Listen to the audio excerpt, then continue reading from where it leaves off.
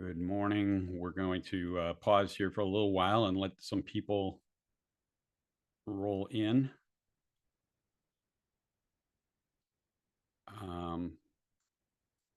Welcome. There we go.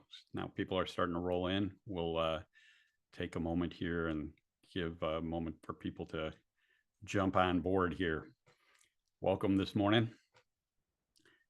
I know some of you are local here in the Minneapolis area and others are from around different parts of the country. And so glad to have you all here. I hope the sun's just coming up here. I hope, and it looks like it's going to be a beautiful day. I hope it is for you too. I'm looking forward to this morning. We'll give just another few seconds here and we'll get started.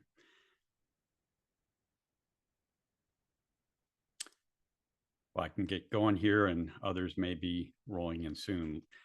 Thank you for joining us this morning. My name's Harry Urschel. I lead Minnesota Crossroads Career Network, and I'm glad to have you join us for the webinar this morning. We've got a great lineup. I've got just a short introduction and a few words here to get started, and then we have a short video that I hope is going to give you some perspective and be inspiring for you.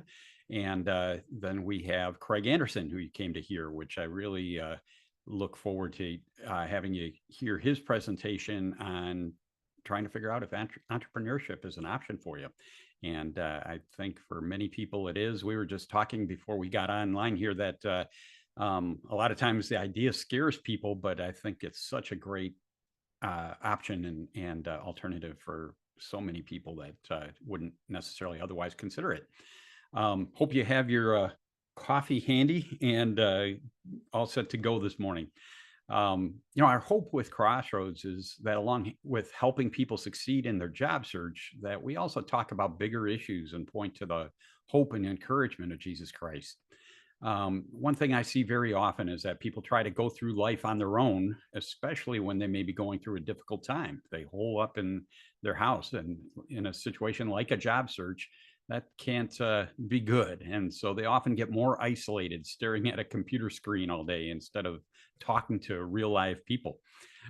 Life wasn't meant to be done without community. We're meant to support each other, to take care of each other, and to encourage each other. Scripture even says in the book of Hebrews, do not neglect to meet together, as is the habit of some, but encourage one another. In life, a church home can be a great source of wisdom and support and hope. In a job search, seeking help from others and building community with groups like this can be a great resource and provide moral support to find your next position. I think probably I say this all the time, but this process for everyone is such an emotional roller coaster. And if you don't have that additional support in the process, it can really be draining and discouraging. And so building that community and having people that you can go to get some encouragement, I think is so critically important.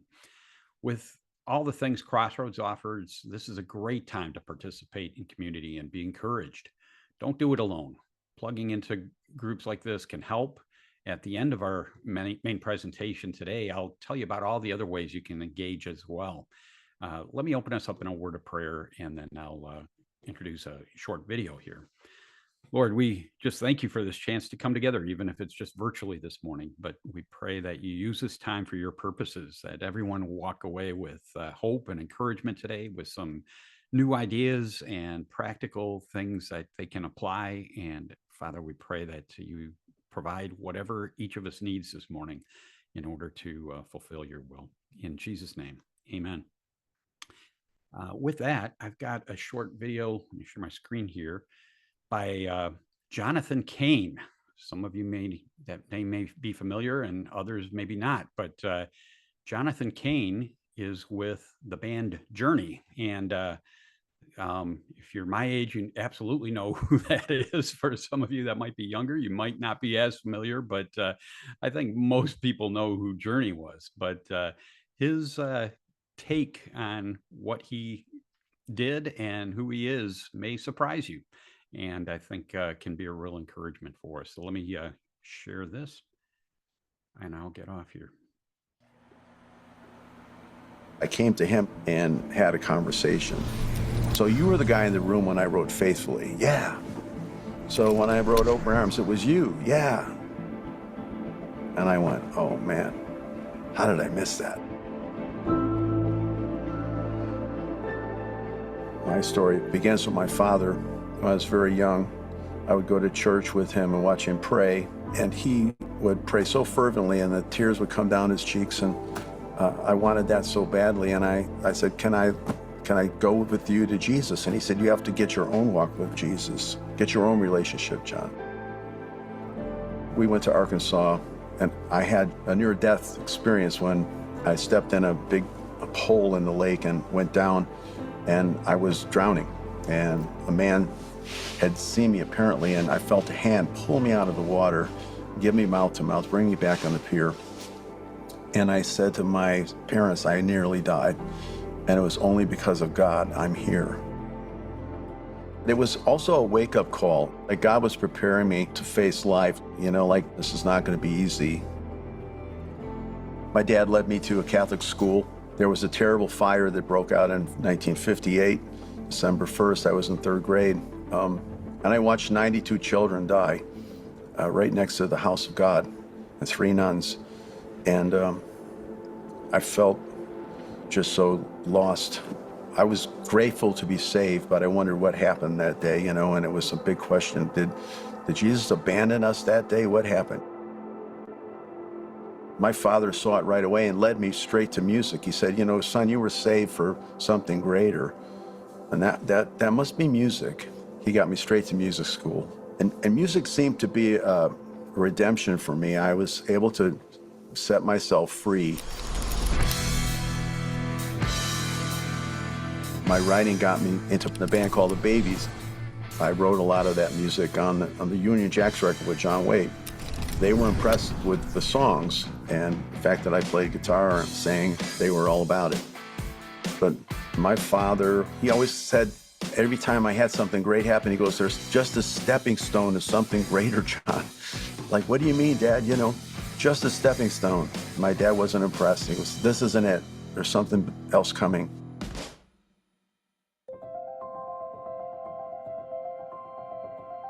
Of course, Journey came. But if I back up and mention the fact my father was the one that gave me the advice, don't stop believing. My dog got hit by a car. It was tragic. And I needed money to pay for the vet bill, you know, and I had to call him, and I hated asking him for money. But I said, Dad, I just wondered, should I give up on this music dream and come home to Chicago and forget about it? And there was a silence for a minute, and then he said, John, this is your vision. No, you're not coming home. Stay the course. Don't stop believing. And I wrote it down in this little lyric book that I had when I was writing lyrics. And it wasn't until 5 years later, Steve Perry looked at me and said, you got another song? And I said, well, let me look at my book. And sure enough, there's what Dad had said. I wrote a melody to have a city boy and a small town girl on a midnight train going anywhere. I came in the next day, and it was history. I believe it's what got us in the Rock and Roll Hall of Fame, 100%. Thank you, Dad.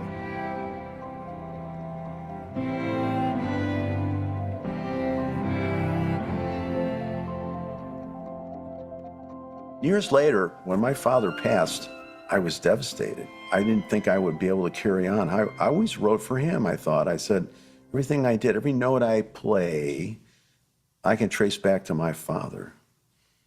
And then God, his voice came to me. I sat, as I was weeping on the piano, said, no, John, it's been me. It's me, John. It's always been me, through him. But I am the source. I am where it comes from, John. You've pleased me. And I went, oh man, how did I miss that, you know? So you were the guy in the room when I wrote Faithfully. Yeah, I'm forever yours, Lord, faithfully.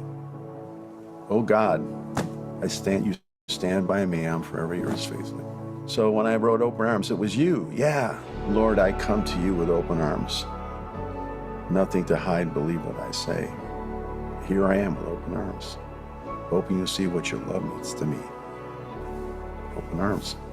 All those songs, Lord, yes, it opened my eyes to like the transcendence of a father reaching down to his son, through his natural father, there is this heavenly Father, this voice that came to me, and now I know where it all comes from.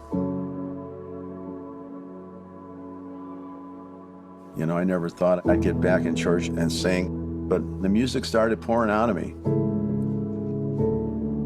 Now I understand that my worship music is my way of being grateful and staying his son.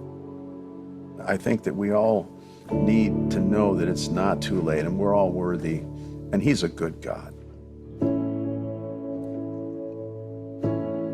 My name is Jonathan Cain, and I am second.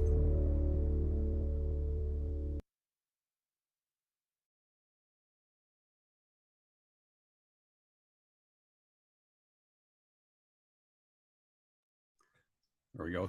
Sorry, it took a moment to get back on here. Different perspective. I didn't know that about Jonathan until I saw this video recently either. I've known who he was, but surprising. And hope that, as you go through your work and your career, where can you see maybe that God stepped in and had influence on what you did and how he guides you? I think, so many times people think they're only serving God if they're a missionary or a pastor, and that's nothing could be further from the truth. And so that video for me was real inspiring, because I think a lot of the work I do allows me to be used by him as well. With that, I really am glad to be able to introduce Craig Anderson. Craig is actually joining us from Houston. That's one advantage of us being able to do these webinars instead of just in-person meetings. And Craig is has an organization called the Entrepreneur Source. He works with them, and they help people figure out entrepreneurship and whether they can, whether a business makes sense for them or not. And I know he's got a lot of great insight and things for you to think about, and help you figure out, where it makes sense and where it doesn't. And I really have appreciated him being able to come on and be able to share this with us. It's, I think, very applicable. I think so many times, we're talking beforehand, I'm a huge proponent of figuring out how to earn a living for yourself rather than be tied only to an employer that can cut you at any time or has a lot of other, cultural issues in the organization. Sometimes when I've been working for myself, my boss is really a pain. And so that's been a different issue, but it's, I'm just really glad to have him here and be able to give you some insight and things to think about as you are looking for what's next in your own career journey. Craig, I'll turn it over to you, and thanks for joining us this morning. Oh, and by the way, two things. One is we were joking beforehand that we're pretty compatible because we share the same hairline, and so hopefully you get a sense of that. But two is if you have any comments or questions for Craig as we go, don't hesitate to type them into the chat box, and he'll address them, or I'll share them with him as things come up. And so, Craig, thanks, and all yours. All right, I'm going to see if I can share the screen and see if the right one comes up. Okay. Here we look okay here, and hopefully we're seeing why entrepreneurship could be your path to career success. Looks good. Okay, great, thanks. So again, thanks Harry and the organization that brought me here today, Crossroads, for inviting me. This is my first webinar for Crossroads, and so Harry and I met a couple of months ago through a mutual connection, and wow, this is the first chance that I think I've been able to really talk with my purpose that I felt, and glad that I'm part of a group today that's thinking about that. So, as Harry mentioned, I'm in Houston, Texas. I walked out this morning at about 5:30 and looked at my watch, and it said it's 49 degrees, and I said, okay, we have a chance for fall this year. So been a hot summer down here, and with the storms, just grateful that we're now going to get to experience what probably most of you have already experienced this year. As you mentioned, I'm a career ownership coach with the Entrepreneur Source, And there's a lot of different types of coaches out there. I'll tell you a little bit about how I do things throughout the presentation. And really just as a topic to, for me as a job seeker in the past, and where, my path has led to this. I was really grateful when a coach called me and offered this ability to look at something I hadn't considered before, which was business ownership as possibly a vehicle to achieve our personal professional goals. So I'm going to talk to you about entrepreneurship. We'll get even to some specifics with regards to the types of businesses. But again, look at this as a possibility to take control of your career, build a future that aligns with your faith, your values, and your ambitions. So again, this is open. Hit the chat box. Harry will let me know if there's a question there. And again, I'm not seeing everybody, so it's hard for me to get feedback. But I know you're out there and I know you're listening. So again, the Entrepreneur Source has been around for 40 years. I've been around longer. I started off, I was born and raised in Ohio, born again in December of 2016. Graduated from college and in part moved to Houston because the blizzard of '78 was something that I thought I needed a break from. I started off I'm an engineer. I started off in engineering and project management for a heavy industrial construction company. Moved into sales because my boss told me that I was going to have to wait 10 years before he would feel safe putting me in front of a client. And so I said, no, I'm probably not that patient of a person at that point in time. So moved into sales and into a company primarily on fluid power. And worked for them for over 30 years. So yeah, even kind of a dinosaur from that standpoint, in that I actually was with one company that long. Moved up the corporate ladder and formed a first global division primarily focused on oil and gas. Thus the reason I'm in Houston. As things happen, I was part of a reorg with the change in our CEO. 2007 and 2009, for those of you who remember, was a really tough time to do business and had a lot of impact to my career trajectory. So I was retired, transition, whatever you want to call it, in 2015. And a little disappointed only from the standpoint of what I had put into the company and how they had changed from really, they were like an entrepreneurial. They were nimble. That changed. And so I think God said, it's time.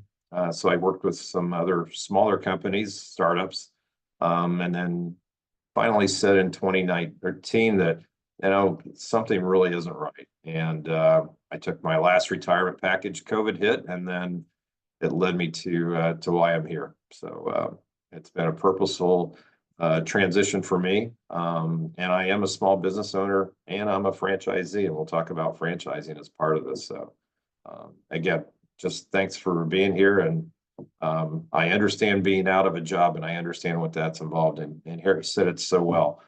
Don't isolate yourself. Step into your community.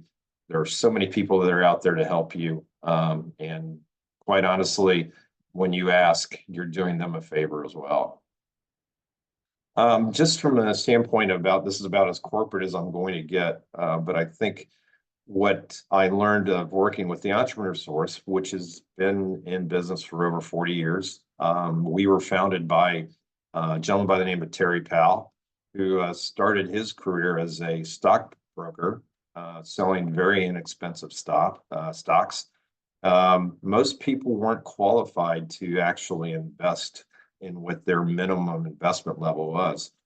And Terry shared this when I went through training, and he said, I really wondered what happened to these people.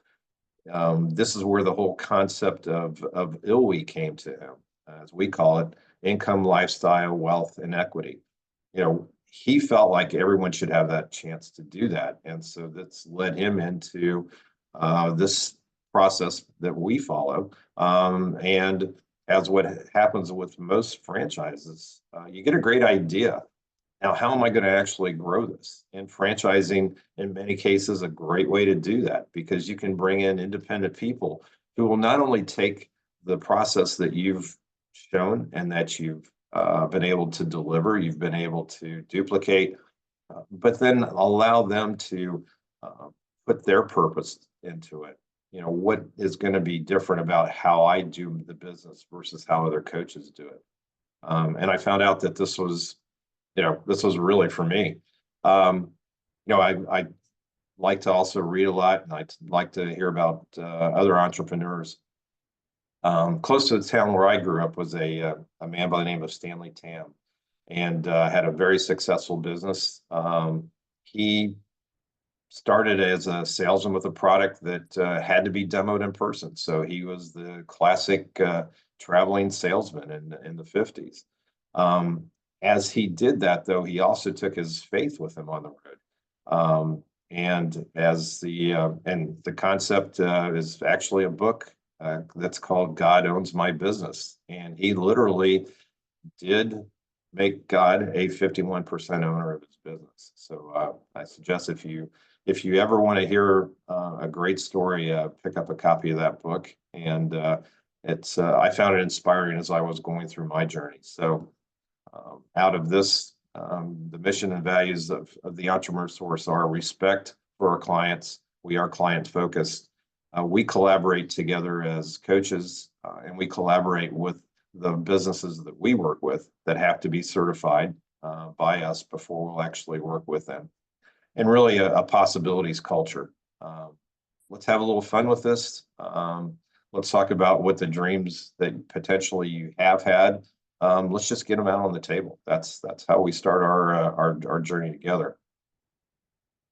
For me, the why had to come out, and we start this off with kind of the beginning of a vision statement, or which sometimes a mission statement is used. These all sound kind of corporate to me. One of our coaches came up with, it's a future postcard that you want to actually send to yourself once you go through this. So let's read it from that perspective. How do you want your life to look like? What are you personally and professionally? And what's going to make you happy to be on that path and the progress that you're making? One of the things that came up, and Dave Sparkman, who's actually Harry works with, I think he's the national director and a coach.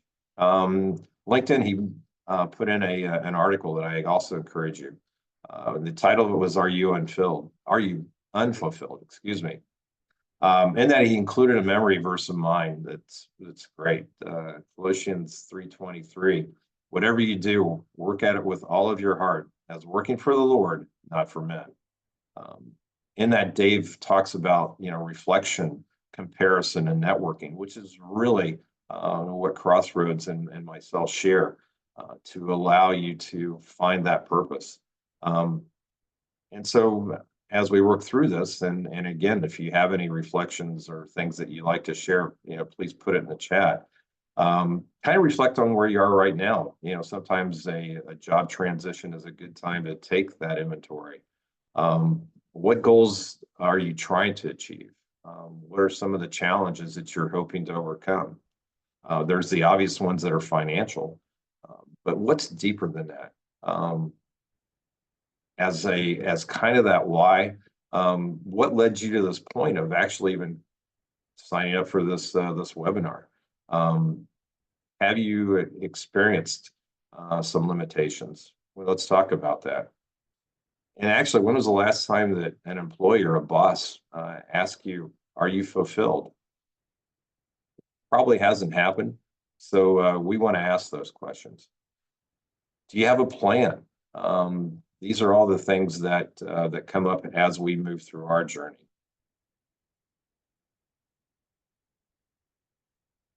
When you look at what happens when you actually rely on a job, do some of these things that we have here on the screen certainly appeal to you?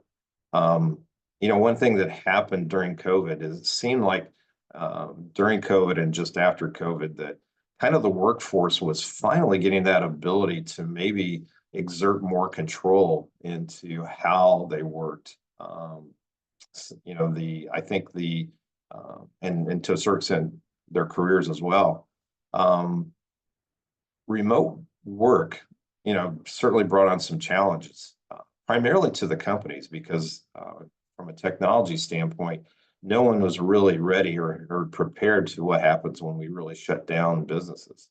But the benefits to the employees, became kind of obvious. No commuting, less meetings, maybe some less in politics. And that was great. And I think we thought that was the way things were going to be. It's not the way things were going to be. As you may have found out, the pendulum's swinging back, and now the employer has, again, the power in many cases to exert and the control that you probably feel. So what's your biggest challenge that you see in the current market as you're out there looking for a new job?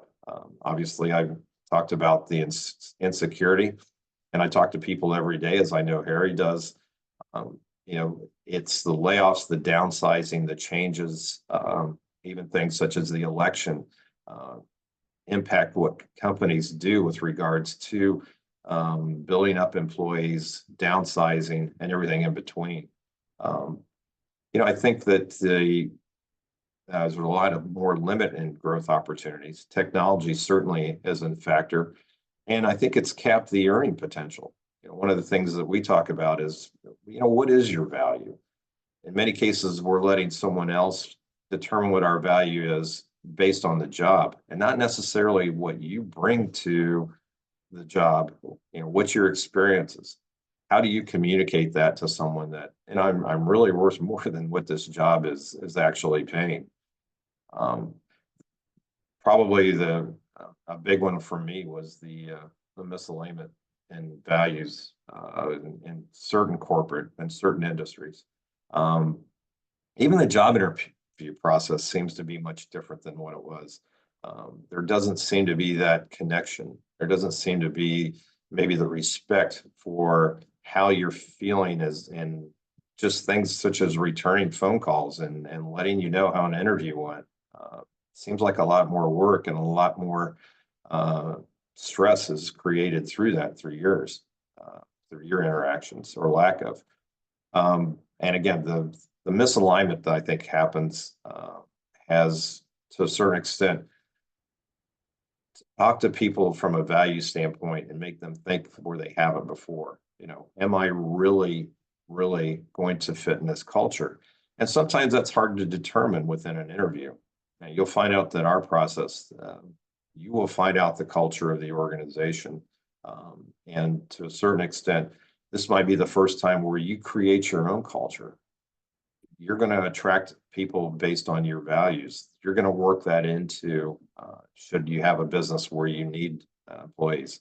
You can make that part of the interview process. You can make up for all the things that people have to a certain extent treated you badly with. I had a client recently who was in healthcare and felt that was really her calling. She, like many, was very burnt out after the COVID and the subsequent things that happened after COVID. And she just came to after we went through our process, that working with senior care providers and helping people in the latter stage of their lives and their families find a way to make sure that they were going to get the care that they needed when their families just couldn't do it all by themselves. That was a big step for her, and I was just glad to help her get to that point. And finally, back to fulfillment, what have you been doing?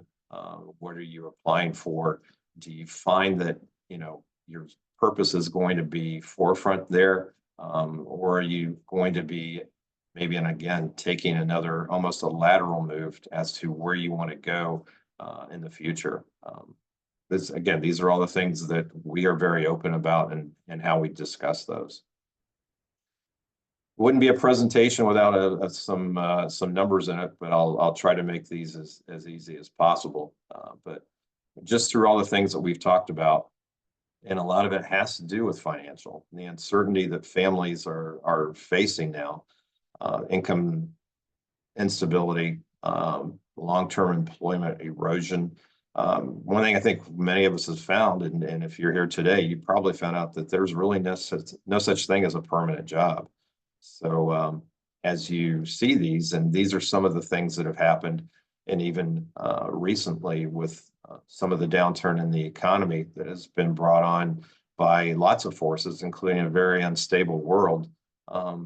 This is where that lack of control can certainly be that underlying reason that people just don't see employment as what it used to be.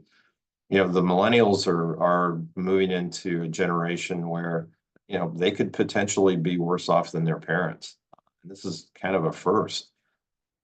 Just buying a house is difficult now. And for the baby boomers, to a certain extent, we feel that ageism, in that many times we get moved out because of decisions, as I call it, spreadsheet management. That can we actually get a lower cost employee, and who may not be as well, but will hope that they'll be able to do as well as the person they're replacing. Again, this is a situation where it's easy to get very discouraged. Faith as well as community will help you with that. And as a coach, I certainly bring those things up and want my clients to bring those up. Let's talk about these things. Let's talk about how we can build a plan around that. And as I mentioned, the powerful corporations have gotten their power back a little bit than how they kind of, I guess, relieved it. The crazy thing is as we thought, and kind of the theme for this is that rising tides are not lifting all the boats. Not everyone is actually doing well in this economy. I looked up some recent statistics, and Houston's about the same as Minneapolis, in that really a family of four needs about $95,000 to have what would be considered a living wage, which is and unbelievable in the numbers that I think of what my first job offer was back in 1979. I think that as we see the other things that are happening with Social Security, with retirement savings, where people are, inflation has eaten away a lot of those nest eggs. There's always the health issue. You don't know where those are coming. And certainly as someone who has been in Medicare for a while, it's not nearly as inexpensive as I thought it was going to be. So all these things, can really paint a stark picture. This is where it's kind of that reality check that I talk to folks about, and to let them know that we can build a plan that potentially will allow you to take these things and continue to improve your lifestyle, maintain a lifestyle, and to a certain extent, what is it going to take so that if as most people do, I want to give back to a certain extent, I want to allow them to be able to do that too. Again, entrepreneurship may be a route. So one of the things that Terry, our founder, coined was the battered career and investor syndrome. And since he came from the investment market, obviously he saw what happened with people who invested their money in potentially things that wouldn't give them a return. I love this slide just from the standpoint of I'm kind of the guy that's in that gap to either act as a parachute or to be there in case that she didn't quite make the hill. But I think most people are there and they want to be self-sufficient. That's really the term that I use more than anything else. It's how can we get you to a point that you can be independent to a certain extent. You want to control your own destiny. And even the purpose that I felt comes into the calculus of, how do I finish strong? And we talk about that a lot in the Bible. How do I want my life to continue from here on? Many cases, like I said, this 75% of the adult population want to get there, They just may not know how to get there. So that's where I help. You know, it's not all about money. Certainly it's a main item we have to do because we have to pay our bills, but the self-employment aspect of it continues to grow. These are just some of the different numbers as far as what people came back and what they gave as reasons. We always know that any shift in income should combine in itself with lifestyle, wealth, and equity. And again, you'll hear about this a lot, especially if we work together. So I ask my clients, you know, what's stopping you from shifting to careers that really might bring you self-sufficiency? How do we get you over the fears, which is that gap that we talked about, till we really put your name on what is the plan and where do I want to go? And again, that's really part of education. As I told Harry, if nothing else, I hope that folks don't think that this is a sales presentation, because it's not. It's really about education, because education will defeat fear. I'll be happy to provide books to you guys, especially if we decide to work together, to talk about fear and kind of how we look at it. It's a different aspect, but it's really around education. And why not use a coach to explore those options? You know, that's what coaching's all about. Every great athlete had a coach. You deserve one as well. So specifically to entrepreneurship, we've talked a little bit about this. Traditional employment can limit, you know, your growth, certainly your creativity, and most of all, the control that you have. Entrepreneurship can be right off the bat, and I'm kind of the poster child for it. I have greater flexibility to not only pursue how I do earn money, but I get to work with people that I truly believe can benefit. I'm aligned with my personal values. I'm aligned with my franchisors' values. I find that out whenever I'm on meetings or I'm at conferences. Many of us coaches sit and we talk about what brought us here. And I think that faith brings, and we're able to talk about faith because to a certain extent, as you know, some of those discussions are frowned upon in corporate America. But we can have those discussions, and we do. Not every client feels that way, but we recognize those opportunities. And just as you're reading the slide, what are some of the values that you have that potentially you don't see are available now in traditional employment? How can we make that win-win scenario and that you can experience both? From the standpoint of entrepreneurship, we talk about the 3 F's, right? The F words, as some of us would call it. The freedom. Again, you aren't limited by what you can make, and you're not limited by the decisions, because it's a fairly close relationship that you're having with the person whose business you've decided to help them grow and help you grow. Some of the other values that you have here is the flexibility to bring your business into your life and to your family. In many cases, people use this as a chance to create wealth for the family and leave a legacy for their children, their grandchildren, whatever the case may be.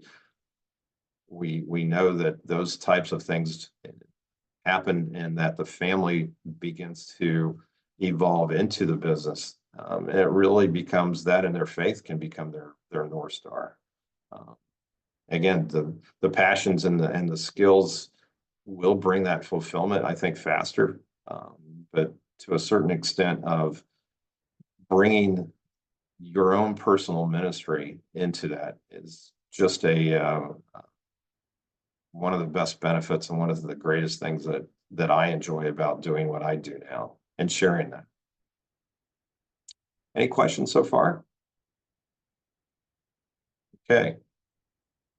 So here's this 𝙒𝙾 thing again.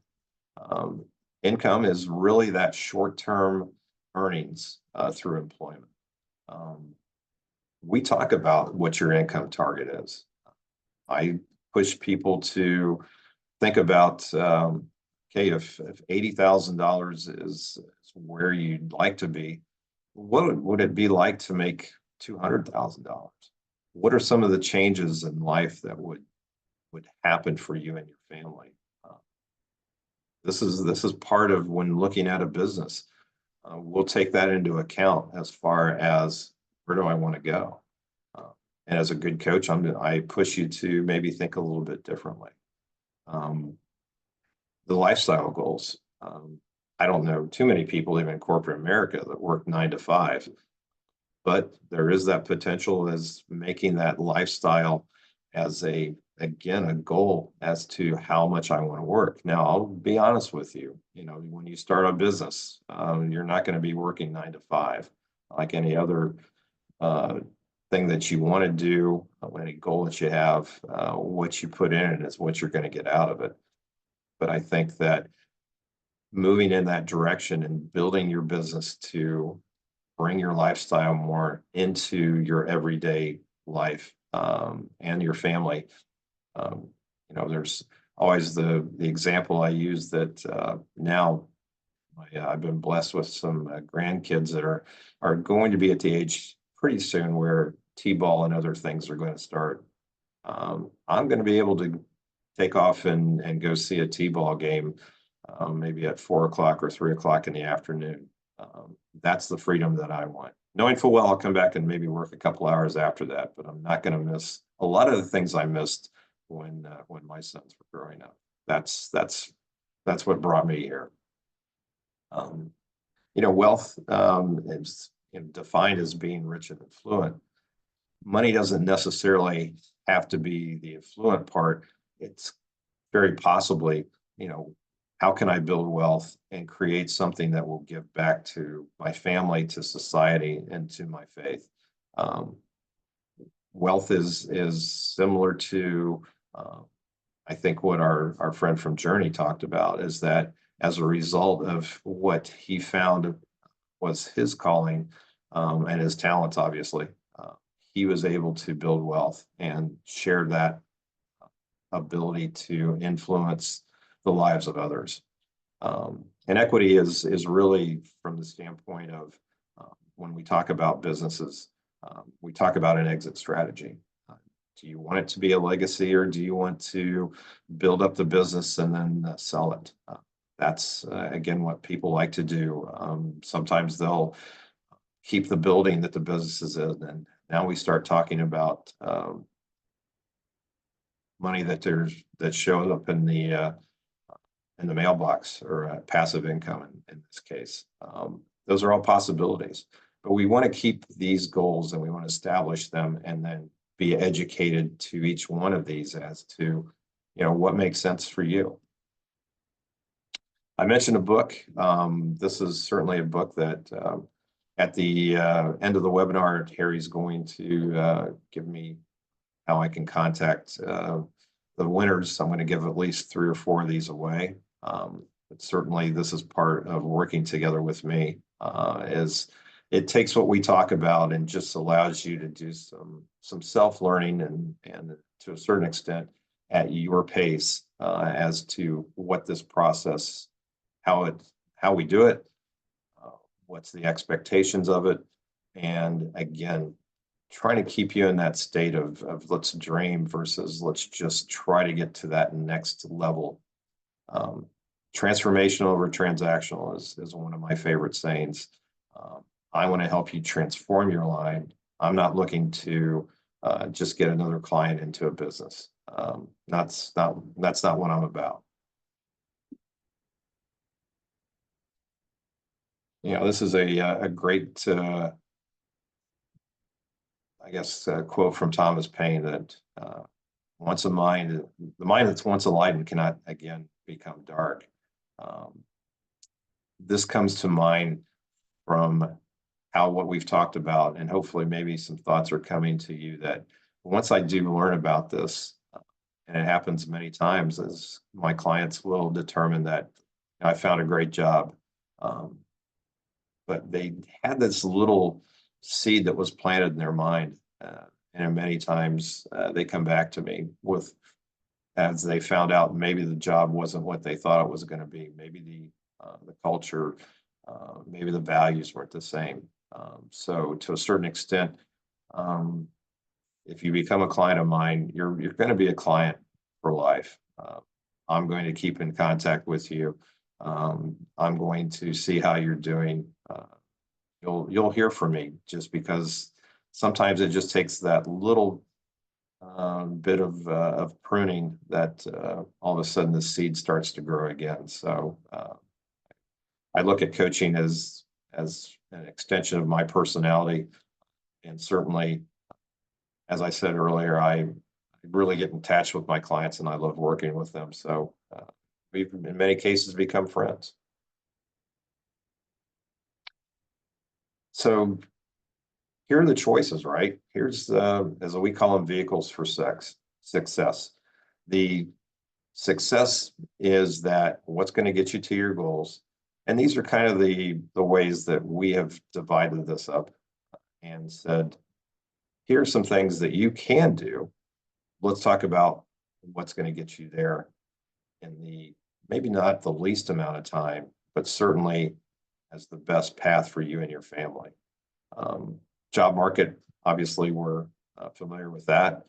You can go to work, get a check, go home, and leave work behind. And in parentheses, I add in theory, because I don't know too many jobs that I had that I could completely leave at the office.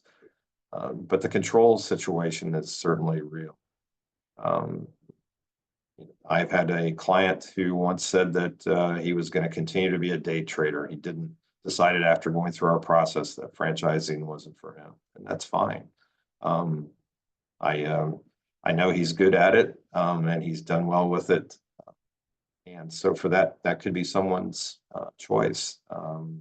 Sometimes that happens in the second generation of a business. They're kind of that part of the business changes where you're able to diversify your income or diversify your businesses. So, that's a possibility.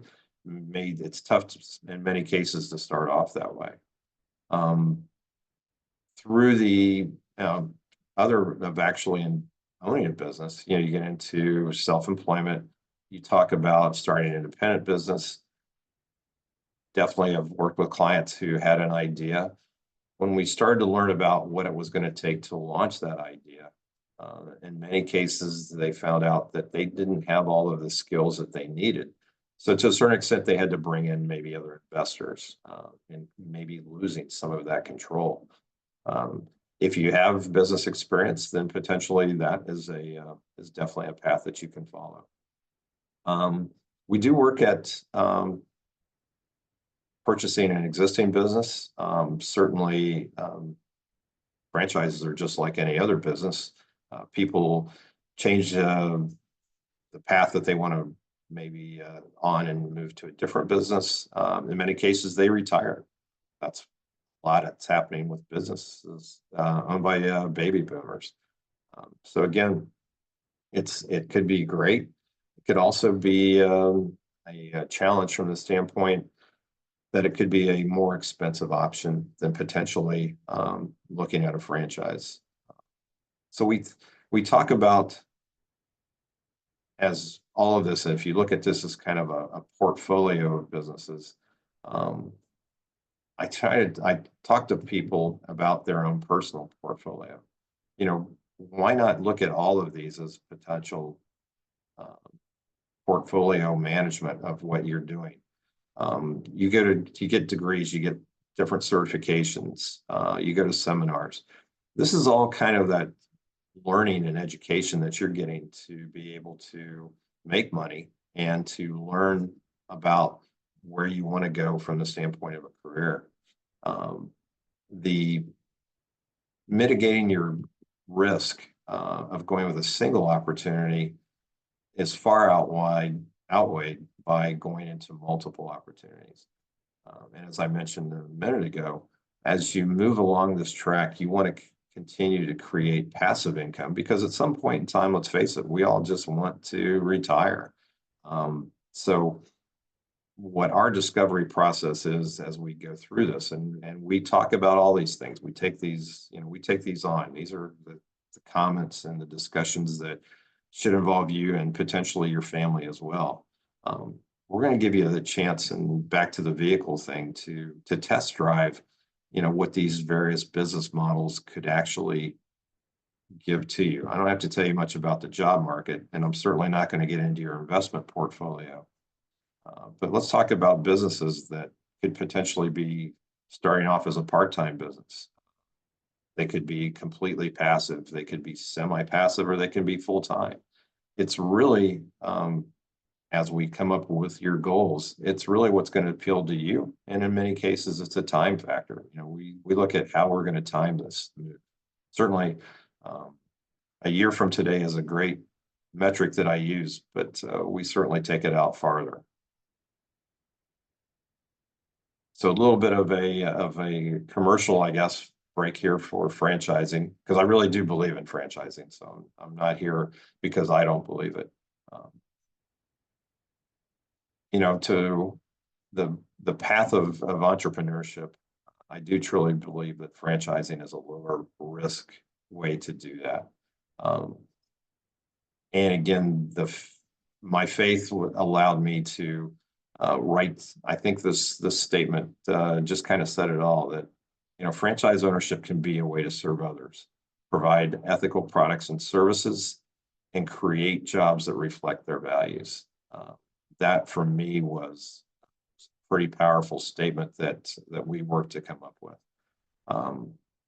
You're in business for yourself, but you're not by yourself. And I've talked about my coaches and the collaboration that I do with them. This is, as even Harry mentioned, the time when you need other support. If you're starting a business from scratch, you can network and find people that will help you. But to a certain extent, they may not be as invested in helping you succeed as a franchisor is. They, first off, want to make sure when you're talking to them that you're going to represent their brand in a way that is compatible with them. But once they feel like you are that person, they're going to work hard to make you successful. And again, I look at just my other coaches and my franchisor is just another one of my support groups. I have a faith group here in Houston called JPT. We grew out of the Christian Businessman's Connection. And to a certain extent, they have learned about my business, and they've also, I think, felt about, well, Craig, since you've got this great support, are you talking to them about how they can become part of our organization and help disciple men? And that has been a connection that, quite honestly, I didn't think of until I actually got into this. And now it's just another outreach for me to really follow my path and to finish strong. The risk of starting a business from scratch is high. Even the Small Business Administration will tell you that if you want to finance your business through them, they're going to find they're much more open to potentially a franchise than you coming in with the newest vision. So again, keep in mind that there is a certain amount of a leap of faith going into entrepreneurship. But if you have guidance, and if you have people that are going to be invested in your success, it's not so much as a leap as it is a building of the foundation that you started with your faith, and how you can build that foundation to bring even greater rewards to yourself and to your family. So just I'll go through these fairly quickly. Franchising is really just a method of distribution for a product or a service. So there are a lot of built-in guardrails within franchising. It's very regulated, and to a certain extent, that will also give you some protection from making a decision that may not work out for you. You've got a lot of people that are looking out for you to have this business deliver what they actually say they're going to deliver. Another factoid is the most people think of franchising being fast food. We, as a business, avoid fast food, and it's primarily due to the level of investment that's normally required. And we can talk more about that if we decide to work together. But this is just a range of all the things that are out there. One thing that we found that the services aspect, especially in commercial and real estate, grew so much during COVID because all of a sudden people were sitting around their house and saying, wow, I really need to do something here to make this my home. And so we saw a large growth in that certain sector. But again, it's with over 300 businesses that I work with, it's not too hard to find something that would not pique your interest of something that, hey, could I do that? Just a little bit on our process. This is how we start. A lot of words here, but as I mentioned before, we're going to start off with your goals. We're going to start off with a DISC assessment to talk about your driving forces. Anything that I can learn about you, and as I tell my clients, I talk all day. I'd much rather hear them talk.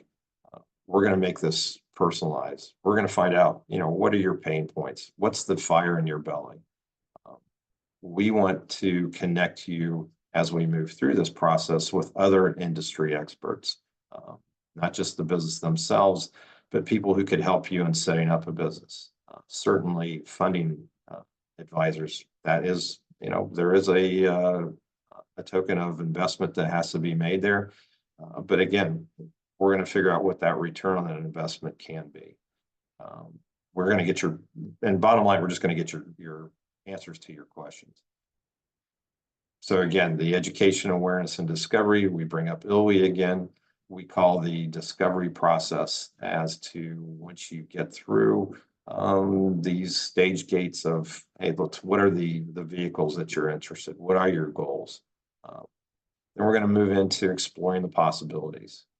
I will introduce you into a very higher level of impact that you would not get from going through it yourself.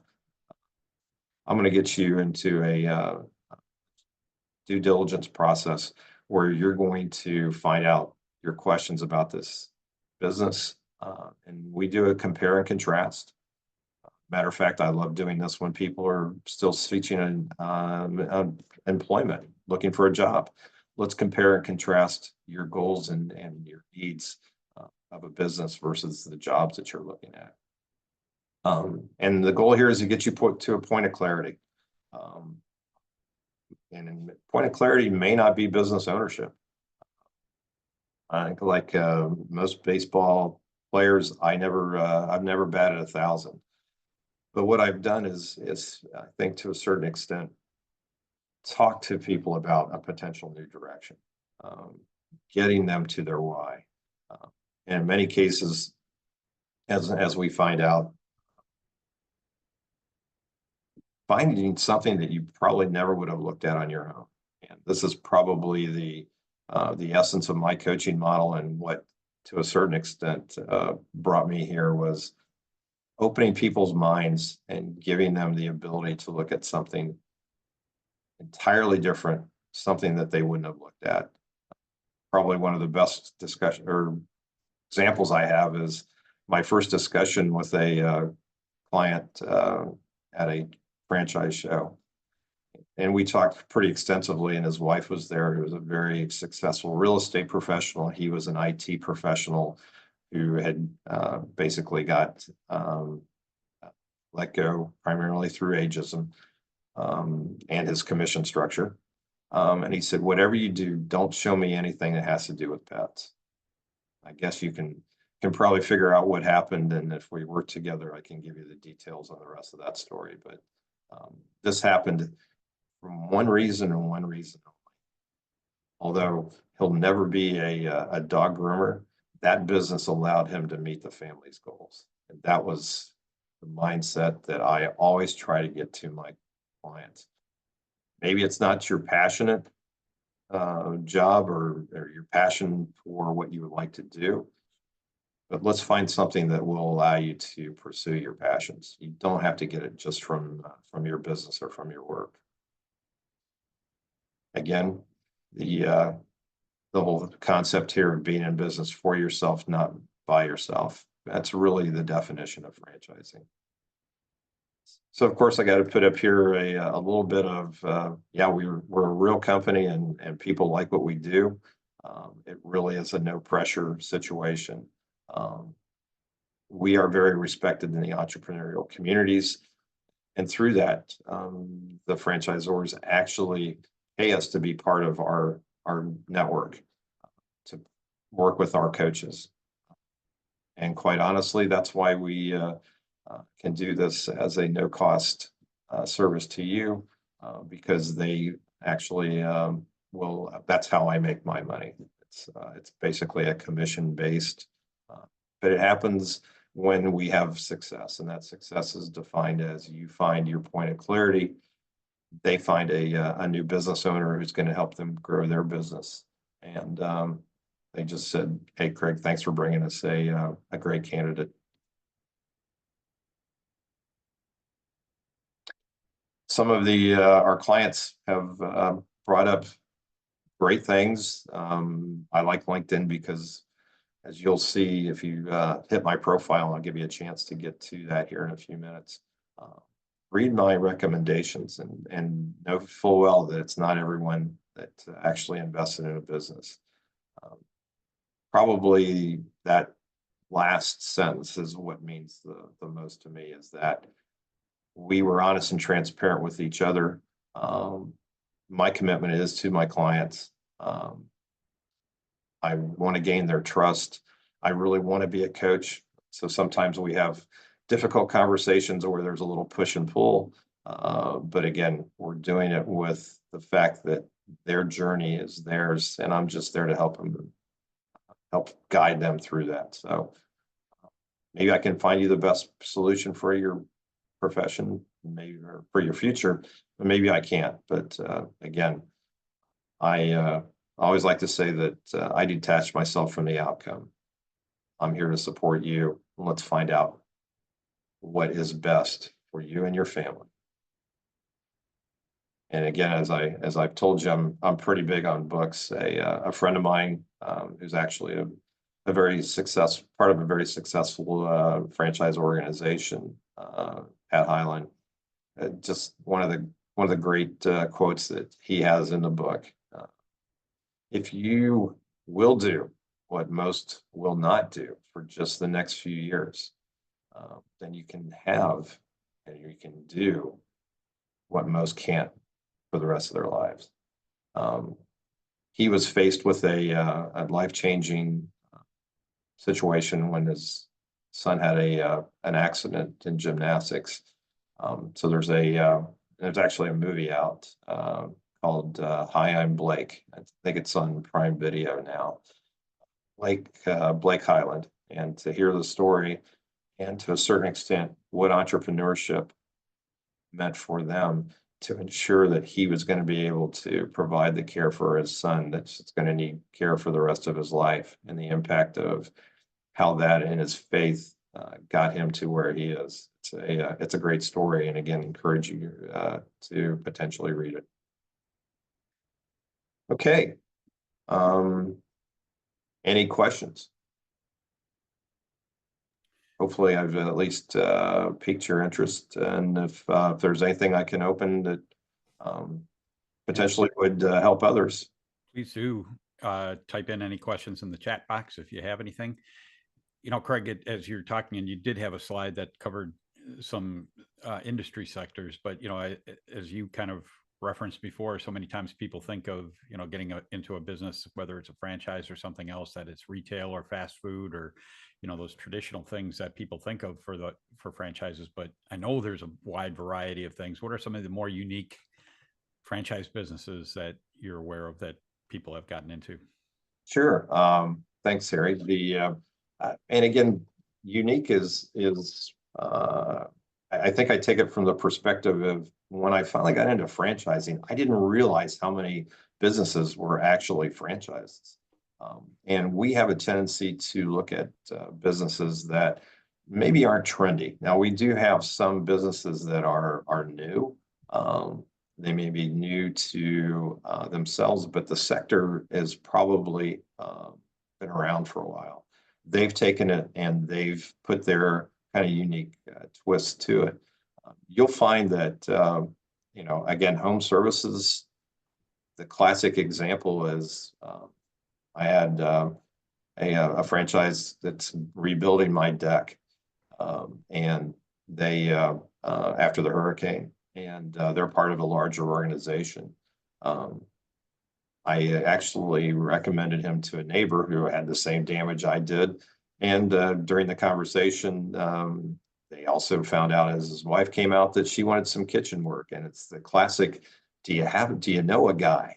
And franchises are very good at sharing those leads, and to a certain extent helping you grow your business really organically through referrals. But we have some interesting businesses. We have people that come in and do biohazard type of work. You would have never thought that was a franchise, but it's amazing that during that process that I went through with one of my clients is how they really wanted clients that have a heart, that could be empathetic towards what a family potentially went through. In many cases, it's something like a hoarding situation. And I just had no idea that was a franchise. People that go in and do estate sales, there's actually a franchise that does that, and helping people again in what could potentially be a very difficult time for their life, of showing, hey, these are my possessions, I have to downsize, how can I part with all these things that I've put together all of my life? Again, being able to go in and have that conversation and showing how you really care about what they're about to do. It's such a tug on the heart, and in many cases, is something they needed at that point in time. We have some children's art classes, for example. You'll find that, and a client of mine was drawn to that because her daughter's in public schools. They just don't have that emphasis on art like they used to through budget cuts. Here's the ability now for this person her daughter, who was very creative, to have an outlet to potentially even turn that into a career choice, just because she was able to find a business that would satisfy that, and to a certain extent appeal to parents who want that type of ability to influence their children and help them grow in ways that they can't get maybe from other types of schooling.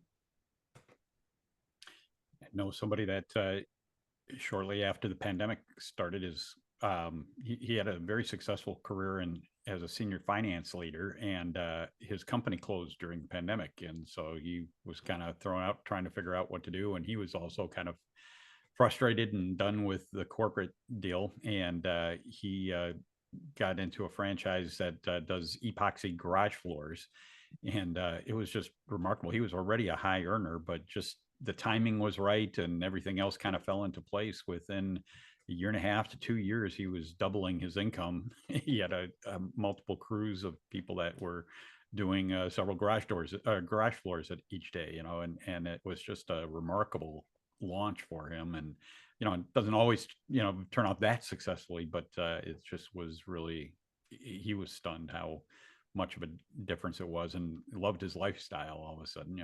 As you said, having the flexibility, and that's been for me too. I've had my own businesses and been self-employed most of my career, and that flexibility is really valuable to me. Absolutely, Harry. And again, I appreciate the fact that you've been there and done that, to just give our folks here to know that it really does happen. It really is a situation that you'd be amazed how you look at life differently, I guess, is the best way to do it.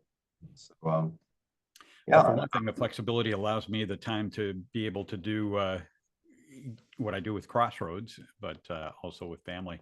right. As my kids were growing up, my wife actually homeschooled our kids, and we could take off on the boat on the lake on Wednesday afternoon when the lake was empty and we had the whole place to ourselves. It was just really pretty remarkable, and what a great thing for our family, as well as I still worked a lot, but I could shape it when I needed to do it instead of being in an office from 8 to 5. The simple pleasures of being able to go to the grocery store early in the morning during the week. It's the little things like that just kind of make a difference. It's Exactly. a lot more fun, I can tell you that.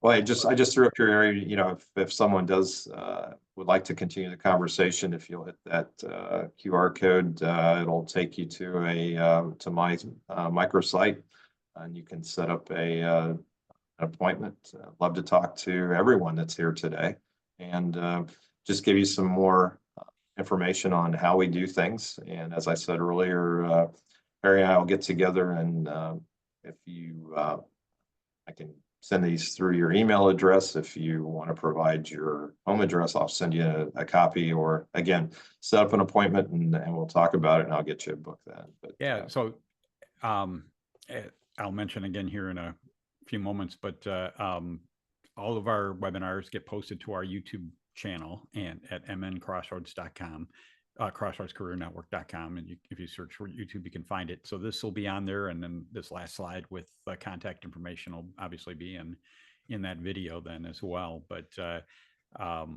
please do reach out if I'm understanding correctly. Craig, correct me if I'm misspeaking here, but the coaching part of this is free. There's no obligation for anybody. This is really to help them figure out, does something like this make sense for you? How to do that evaluation, how to walk through this. And there's no obligation or charge or anything to the individual considering this.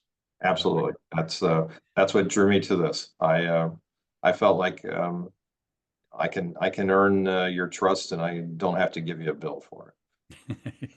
I like free is good, especially when you're in a job search. So Absolutely. that's terrific. Any last parting thoughts? Again, thanks again for the opportunity, Harry. I hope that the folks that participated will got something out of it. I hope to hear from you. Please tell a friend about Crossroads.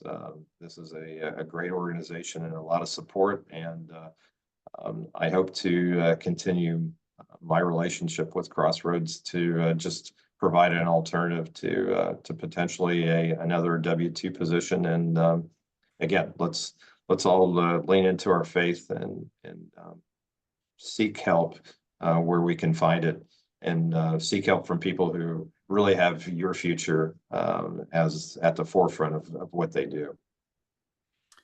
Terrific. Thanks so much, Craig. Really appreciate it. Great information. I want to take just a couple of minutes here to run through everything else that's available through Crossroads for you as well. Take advantage of all you can, as we talked about getting that additional support and fresh ideas and encouragement on a regular basis, I think is so critical.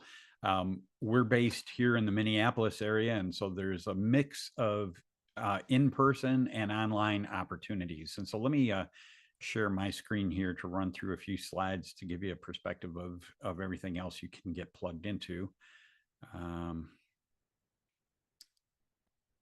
There we go. Hopefully you're seeing that. But our website, I think you probably had to go to our website in order to register for this in the first place today. But if you haven't spent any time perusing the rest of the site, I really encourage you to do that. It really gives you all the detailed information of everything we do and the resources we have available and the events coming up with times and topics and everything else. But we also have a job board, a number of local companies that know what we do, know that great people come through Crossroads, and want to attract those people. So we have a board of a number of positions that get posted there.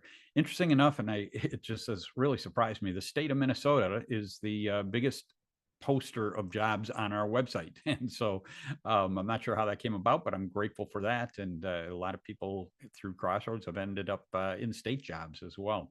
but we have a number of different companies and opportunities posted there. Obviously, it's not as populated as LinkedIn or Indeed.com, but it's a great additional resource. Many of those, not all of them, but many of them, they post contact information. So you can reach out and ask somebody or be able to connect with a live person instead of just applying to a black hole.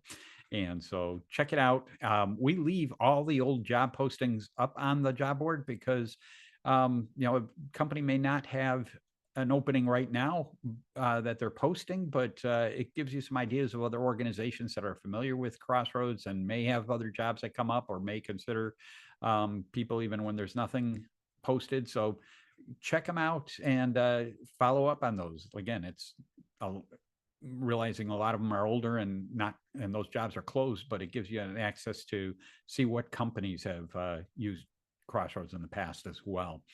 Kind of our cadence each month on different topical seminar presentations is that we, on the first Thursday of each month in the morning, we meet in person only at Grace Church in Eden Prairie. And we have a seminar presentation like this. We have our networking group that meets in person.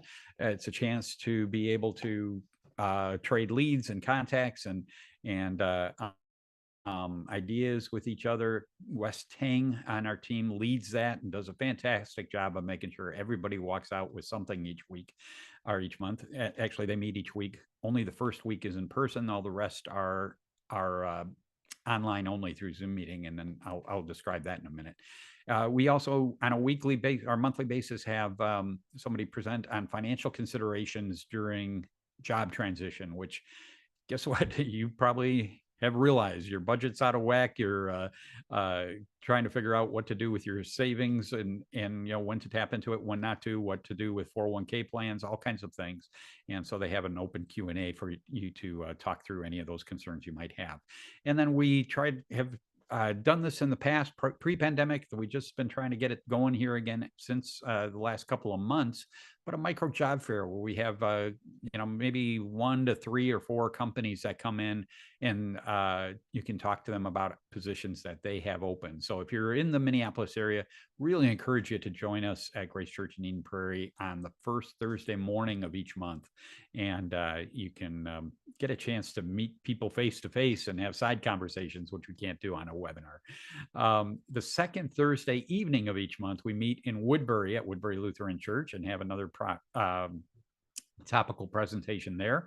And the third Thursday morning is an online only webinar, as you just are in right now. And so take advantage of as much of that as you can. All the details are on the website in terms of who's speaking, what topics, what is going on at each of those events. And so check out the seminars page on the website for more details. On a weekly basis, you can get involved with Networking with Grace, which is our networking group, which I just described. The first Thursday they meet in person. Every subsequent Thursday each month is online only through a Zoom meeting. And it's a great way to really get some additional leads and ideas and help from others in order to keep your job search moving forward. We have one-on-one coaching available. If you want to talk to one of our volunteers about any aspect of your job search, whether it's, can you take a look at my resume and give me some feedback? Can you help me prepare for an interview? Can we do some mock interview practice perhaps? Or I'd say a good chunk of the time, it's just to talk with somebody about your circumstances and where things are at for you, and process through it with somebody that gets it. Family and friends might be supportive, but they don't really understand the challenges you go through and the sort of the emotional roller coaster or what issues you're facing in the process. And so our coaches are available to talk with you either over a phone call or a Zoom meeting and be able to work through some of those things. So take advantage of that anytime. As I keep referring to, this is an emotional roller coaster, and I think getting additional spiritual support in this process is invaluable. And so we have a team of people that love to pray for you. They pray for all of our events and the people that are going to participate. But if you have a specific prayer request, don't hesitate to put that on our web page for that. And then soul care, we have a few people that are kind of serve as counselors, that if you feel like you really need to talk through the emotional battle or challenges you're going through in this, and get some spiritual support in that process, we're glad to, our counselors are glad to meet with you on maybe even a more regular basis. You can see the details on the website and send an email in to request that, and we'll get you hooked up with somebody to discuss it further. The meat and potatoes, though, of what we offer is our online classes. We have an 8-week small group class that meets through a Zoom meeting each week, and we go through every aspect of a good job search strategy in order to help you become as effective as you can. I think for most people, it's one of the biggest challenges is knowing, am I really doing the things that are most effective, or am I spinning my wheels here? And for an awful lot of people, it's, applying for endless jobs online. I talk to people all the time that applied for dozens or hundreds of jobs even, and are getting crickets back, no traction at all. And so what are the things that make you successful in a job search, and giving you that confidence that you're at least focusing your time on the right things? But I think equally important, or maybe even more important, is just that weekly check-in with others that are in the same boat and trying to figure this out, and realizing you're not an island, that all the emotional challenges you go through and all the practical challenges you have in this process are common with everyone. And so getting that fresh ideas and emotional support and encouragement and moral support in the process, I think, is critically important. Including throughout the 8 weeks, we talk about what's God's perspective of your career and your job search and your life and in general, and getting some support and ideas there as well. So we have a new class that starts each month. The next one, I believe, is starting November 11th. You can find all the details on the website and sign up and take advantage of that. I really encourage you to plug into those, even if you've been through it before. I think just getting that community and encouragement each week, and reminding yourself of best practices and best ideas, I think, is critically important. So feel free to take it again with another facilitator, and get some fresh perspective on your search. We have a LinkedIn group, MN Crossroads Career Network. If you put that in the search box in LinkedIn, 2 things will come up. One is our group, which I encourage you to take part of, and the other is our company page. And so the company page, I encourage you to follow us, because the more followers we have on the company page, the greater the visibility we get, and more people can find out about this, and we post information there. But in the LinkedIn group, we have a number of things that get posted with great ideas and upcoming events, and there's some recruiters that post information in there. But we have, I think it's around 2,600 people in there right now that most of all have been part of Crossroads in the past and have landed in jobs at companies all over the area, but are willing to stay in the group and be a contact for you in terms of networking in that organization. They may or may not be willing to refer you for a position, but they certainly are willing to answer questions you have about the organization, give you some advice, or perhaps other referrals of people to talk to within the organization. And so look at who are some of the other people that are in there. If there's some people working at companies you're trying to pursue, reach out to them, and it's a great way to find networking contacts and organizations that you're trying to connect with. So take advantage of our LinkedIn group. As I mentioned earlier, all of our webinars that we did throughout the pandemic and the once-a-month ones we do now are posted on our YouTube channel. Put in MN Crossroads Career Network in the search box in YouTube, you'll find us. And this webinar will be posted before the end of the day today, and you can re-watch it. Skip Nelson on our team, he always jokes about curl up with your significant other on a Friday evening and pop some popcorn and watch job search videos. You might want to do something else, but it's a great way to catch up on some terrific topics and great speakers, and get some great information that can help in the process. So check it out and take advantage of that as often as you'd like. Whoops, this is old information. I do want to just acknowledge that we've got actually 45 volunteers right now that help with Crossroads in one way or another, and it enables us to do all these different things. And I'm grateful for all of them, because we couldn't do a fraction of it all without a lot of help. But nobody's getting a paycheck. Everybody volunteers in one way to bring their expertise and knowledge and put in the effort to help you. They each have a heart to just help people through this transition period. It is a challenge, and I'm grateful that we have all the people involved that we do. If you don't have a church home and you're local here in the Twin Cities, take advantage of one of the churches that we participate with, Grace Church in Eden Prairie and Woodbury Lutheran Church. They stream services online, and you could come in person. And then our next event is, as I mentioned, the first Thursday of November, which is November 7th. We'll be meeting in person at Grace Church in Eden Prairie. And this one I'm really encouraged and excited about. Dale Kreinkamp actually lives in St. Louis. He's going to be coming up here for the day to do this presentation. Dale Kreinkamp wrote a devotional book specifically for people that are unemployed, and it's called How Long, O Lord, How Long? It's a tremendous resource. I encourage you to look it up. But he's going to talk about navigating the emotional journey of unemployment, and he's terrific. We've had him speak before.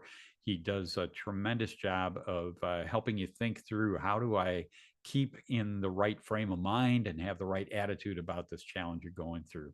And then after his presentation, stay for the networking and the micro job fair in person, and hope you can take advantage of all the different resources.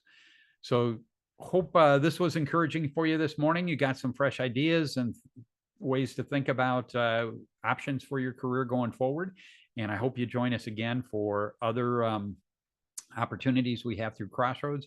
As you may know, we have the online Zoom meeting coming up here shortly at 9 o'clock that you can jump onto as well. You do have to register for the Zoom meetings on the website. So go to the website at mncrossroads.com, and you can still register to get a link to get onto the Zoom meeting this morning if you want to do that. Craig, thanks again for joining us this morning, and have a great week, all of you. And I hope you don't have to take advantage of more Crossroads stuff, that you land a job here quickly, but hope to see you in person if you can make it. Take care. Thank you, Harry.